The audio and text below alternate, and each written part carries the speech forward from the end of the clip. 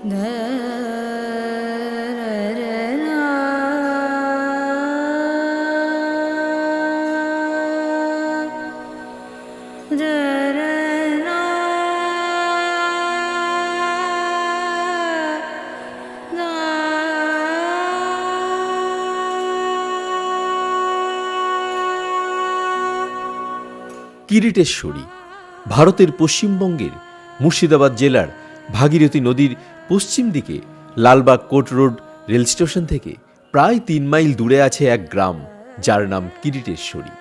যদিও গ্রামের নাম কিরিটকণা।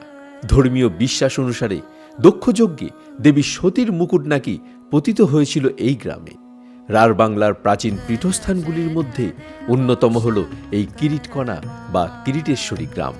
যেহেতু এখানে দেবীর কোনো অঙ্গ পতিত হয়নি, তাই এই স্থানকে অনেকে পূর্ণ পীঠস্থান না বলে উপপীঠ বলে থাকেন। কিন্তু জানেন কি, এই কিরিটেশ্বরী এখন দেশের সেরা পর্যটন গ্রাম। হ্যাঁ বন্ধুরা, ভারতের ৩১টি রাজ্য ও কেন্দ্রশাসিত অঞ্চল থেকে পাওয়া ৭৯৫টি আবেদনের মধ্য থেকে ২০২৩ সালের সেরা পর্যটন গ্রাম হিসাবে নির্বাচিত হয়েছিল মুর্শিদাবাদের এই কিরিটেশ্বরী। সেদিন মেয়ের আবদারে হঠাৎই বেরিয়ে পড়লাম কিরিটেশ্বরীর উদ্দেশ্যে। যদিও ভাগীরথী নদী পার হয়ে খুব সহজেই আমার বাড়ি বহরমপুর থেকে এই জায়গায় যাওয়া যায়, তবুও এক্ষেত্রে আমি সড়ক পথেই রওনা দিলাম। বহরমপুর থেকে শিলিগুড়িগামী জাতীয় সড়ক ধরে পাঁচগ্রাম নবগ্রাম লালবাগ রোড হয়ে এগিয়ে গেলাম কিরিটেশ্বরীর উদ্দেশ্যে। যাওয়ার পথে রাস্তার দুধারের প্রাকৃতিক শোভা যেন মনটাকে আরও খুশি করে দিল। চলার পথেই নজরে এলো ডাহাপাড়া ধাম, মুর্শিদাবাদের সর্বোচ্চ মন্দির। ডাহাপাড়ার ধাম পেরিয়ে আমরা এগিয়ে চললাম কিরিটেশ্বরীর পথে।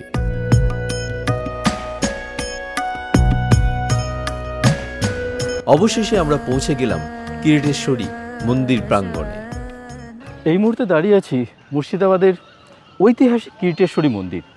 কেন ঐতিহাসিক সে সব কিছু বলবো আজকের এই ভিডিওতে।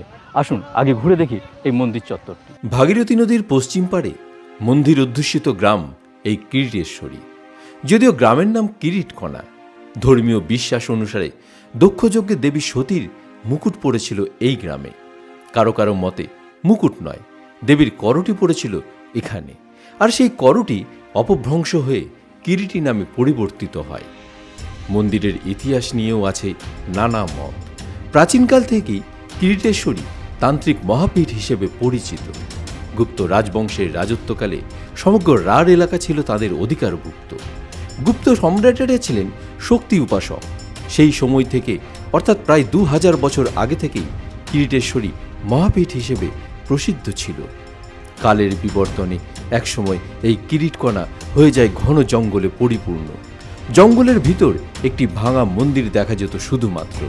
সেই মন্দির যে কত সালে নির্মিত তা কেউ জানত না।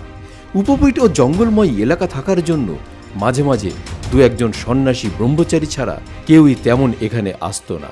ধীরে ধীরে দেবীর পুজোর বন্দোবস্ত হয়। মহাপ্রভু শ্রী চৈতন্যদেবের সমসাময়িক মঙ্গল বৈষ্ণব এবং তার পূর্বপুরুষগণ ছিলেন কিরিটেশ্বরীর সেবক। যখন বঙ্গাধিকারীরা মোগল সম্রাট আকবরকে তাদের কর্মদক্ষতায় সন্তুষ্ট করে বাংলা, বিহার ও উড়িষ্যা প্রদেশের প্রধান কানুনগো পদের দায়িত্ব পান, তখন থেকেই এই কিরিটেশ্বরীর মহিমা চারিদিকে ছড়িয়ে পড়তে থাকে। এই মন্দিরের সাথে জুড়ে আছে বহু ইতিহাস, বহু প্রাচীন মুর্শিদাবাদের নবাবী আমলের বহু কাহিনী জুড়ে আছে এই মন্দিরের সাথে। আর এখন যে জায়গাটায় দাঁড়িয়ে আছি, এটাই হলো সেই প্রাচীন মন্দিরের ধ্বংসাবশেষ। পরবর্তীকালে এই মন্দির যখন ভেঙে পড়ে, তখন এই যে পাশে যে মন্দির রয়েছে আপনারা দেখতে পাচ্ছেন, এই মন্দির তখন নির্মিত হয়। নবাব মুর্শিদ কুলি খাঁ যখন মুঘল বাদশাহ ঔরঙ্গজেবের আদেশে বাংলার দেওয়ান পদে নিযুক্ত হয়ে ঢাকায় আসেন, তখন কানুনগো পদে ছিলেন দর্পনারায়ণ। তিনি সেই সময় ঢাকায় বসবাস করতেন। বাদশাহ ঔরঙ্গজেবের নাতি আজিমুসান তখন বাংলার মসনদে, কিন্তু তার সাথে দেওয়ান মুর্শিদ কুলি খানের মনোমালিন্য শুরু হওয়ার ফলে মুর্শিদ কুলি ঢাকা ছেড়ে মকসুদাবাদে, অর্থাৎ আজকের মুর্শিদাবাদে উপস্থিত হন। তার সাথে সাথে দেওয়ানি সংক্রান্ত যাবতীয় কর্মচারীও মুর্শিদাবাদে আসতে বাধ্য হন। অগত্যা দর্পনারায়ণকেও আসতে হয় মুর্শিদাবাদে। দর্পনারায়ণ এসে কিরিটেশ্বরীর কাছে ডাহাপাড়ায় বসবাস শুরু করেন এবং এই কিরিটেশ্বরী মন্দিরের বহু উন্নয়ন সাধন করেন। মির্জাপুর তখন নবাব, একদম অন্তিম শয্যায়। অনেকেই তার মৃত্যুকে নিয়ে নানা ধরনের কথা বলে থাকেন। তিনি যখন অন্তিম শয্যায়, সেই সময়ে তাকে শেষবারের মতো তাকে বাঁচানোর চেষ্টা করা হয় এই মন্দিরের চরণামৃত প্রাণ করিয়ে।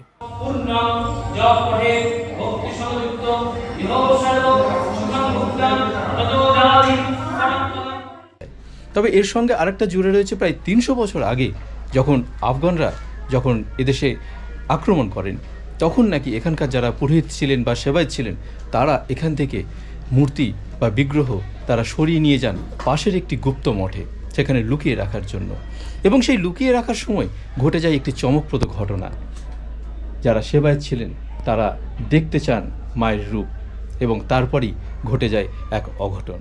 কিরিটেশ্বরী গ্রামের উত্তর পূর্ব দিকে আছে এক মন্দির, যা গুপ্তমঠ নামে পরিচিত। বন্ধুরা, আমরা এখন চলেছি সেই গুপ্তমঠের উদ্দেশ্যে। গ্রামের ভিতর দিয়েই কিছুটা রাস্তা এগিয়ে আসার পরই আমরা দেখতে পেলাম সেই মন্দির চত্বরটি। এখানেই নাকি দেবীর কিরিট রাখা আছে। জনশ্রুতি অনুযায়ী বর্তমানে যে স্থানে আপনারা এই গুপ্তমঠ দেখতে পাচ্ছেন, প্রায় 350 বছর আগে এই স্থানে 172 ঘর পান্ডা এবং অন্যান্য জাতি উপজাতির বসবাস ছিল। আফগান আক্রমণের আশঙ্কায় পান্ডারা মূল পশ্চিমমুখী মন্দির থেকে দেবীকে এই গুপ্তমঠে নিয়ে আসার সিদ্ধান্ত নেন।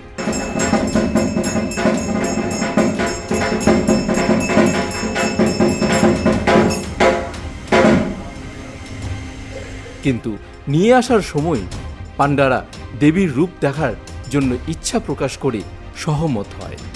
প্রথমে জনা কয়েক পান্ডা দেবীর রূপ দেখেন। দেবীর রূপ দেখা মাত্রই রূপ দর্শনকারী পান্ডারা অসুস্থ হয়ে যান।